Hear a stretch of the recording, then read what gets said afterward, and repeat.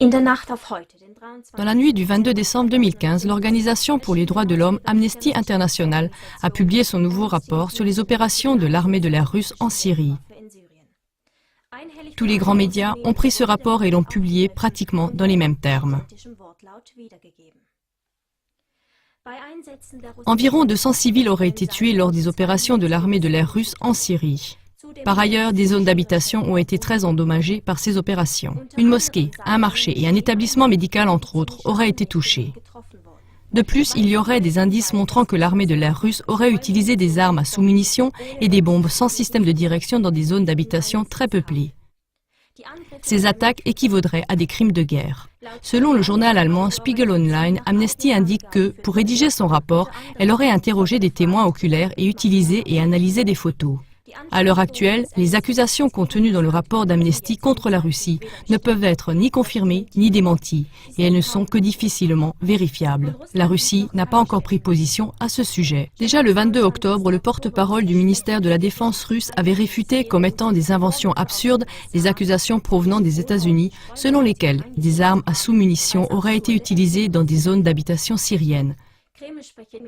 Le 21 décembre, le porte-parole du Kremlin, Dmitri Peskov, a commenté l'accusation avec les paroles suivantes. Je cite, « La Russie effectue ses opérations aériennes en accord total avec les principes et les normes du droit international qui régulent ou interdisent l'utilisation de certains types d'armes. » Les organisations pour les droits de l'homme telles qu'Amnesty International sont reconnues comme instances absolues en matière de morale. Mais le passé a montré que les déclarations d'Amnesty International doivent être examinées avec prudence. Le rapport 2010 d'Amnesty sur la situation précaire en matière de droits de l'homme en Libye fait partie des justifications morales de la guerre en Libye, tout comme les rapports qui reviennent régulièrement sur les atrocités du gouvernement syrien autour de Bachar el-Assad pour attiser le conflit en Syrie. Dans des annonces médiatiques, Amnesty a dit que des crimes de guerre ont lieu, que du gaz chlorique est utilisé lors d'attaques aériennes syriennes, et Amnesty a ainsi contribué à une aggravation supplémentaire de la situation en Syrie. Après coup, la plupart de ces déclarations se sont avérées fausses, ou bien n'ont jamais pu être prouvées. Vous trouverez des détails à ce sujet dans l'émission du 28 octobre 2015.